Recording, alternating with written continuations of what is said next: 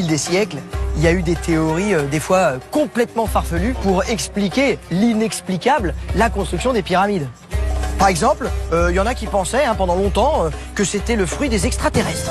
Ils auraient construit ces pyramides pour s'en servir comme point de repère et comme base d'atterrissage pour leurs ovnis. T'as pas des explications plus sérieuses? Si, heureusement, avec le temps, avec les progrès de la science, des découvertes, de l'archéologie et de l'égyptologie, on en sait un peu plus maintenant et plus sérieusement sur les pyramides. Mais pour ça, je vais te présenter quelqu'un. Bonjour, Omaima El Chal. Bonjour Laurent. Bien. Très bien. Bonjour Stéphane.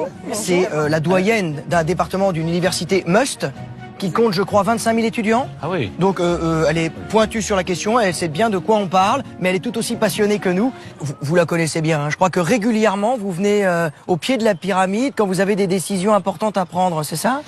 Exactement. Cette pyramide m'influence, m'a toujours influencée depuis toute petite jusqu'à aujourd'hui. Et quand j'ai l'occasion, je viens ici pour lui parler, entre guillemets, si on peut dire ça. Et jusqu'à aujourd'hui, quand je me mets au pied de cette pyramide, je me dis comment elle a pu être construite jusqu'à aujourd'hui. Oui, c'est justement la grande la pose question. aussi, celle-là, nous. Il y a 2 millions de blocs assemblés comme ça sur 147 mètres de hauteur. Expliquez-moi, moi, j'ai pas d'explication. Jusqu'à aujourd'hui, on n'est pas sûr de la façon, de la méthode qu'on a utilisée pour la construction de cette pyramide. On a une quinzaine de théories au niveau des rampes qui ont été utilisées. Est-ce que c'est des rampes droites, des rampes inclinées, hélicoïdales, de face, intérieure, extérieure? Jusqu'à aujourd'hui, c'est un grand point d'interrogation. On est toujours bluffé, comme on peut dire, oui. de la façon de la construction de cette pyramide, surtout que nous avons 2 300 000 blocs de calcaire, entre 3 et 15 tonnes le bloc. C'est le grand point d'interrogation. Par contre, je crois qu'on a découvert récemment, à côté des pyramides, un village d'ouvriers. Donc là, ça bat en brèche une idée reçue, comme quoi ça aurait été des esclaves qui l'avaient construite. C'est pas le cas. Jamais de la vie. L'esclavage n'existait pas à cette époque-là. On commençait peut-être à entendre parler d'esclavage à l'époque gréco-romaine, mais à cette époque-là, c'était des ouvriers, des maçons, des ingénieurs architectes qualifiés. Et on connaît même le nom de l'architecte qui a dirigé les travaux de cette pyramide, Hémiounou. Donc ce ne sont pas des esclaves, mais au contraire, ce sont des Égyptiens. Et comment 20 ans pratiquement pour construire cette pyramide. Est-ce qu'on sait comment était organisé le chantier? Vous savez, une armée est organisée. Oui. Eh bien, on avait une armée d'ouvriers organisée.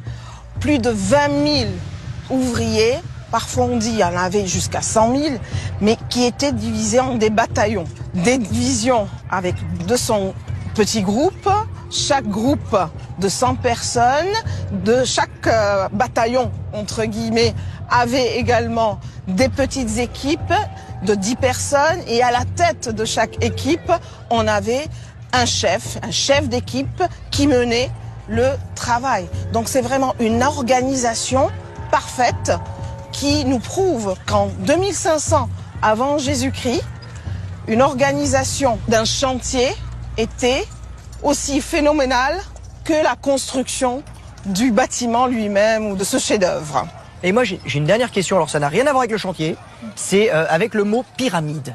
Il paraît que ce mot, il viendrait d'un gâteau. Oui, grec. C'est vrai? Écoutez, là, je vais peut-être sourire un peu. Il est vrai qu'on connaît un gâteau grec fait de farine et de miel du nom de Pyramis, mais on n'est pas vraiment sûr que ça vient de ce gâteau parce qu'il y a d'autres idées, d'autres théories au niveau du nom de Pyramide.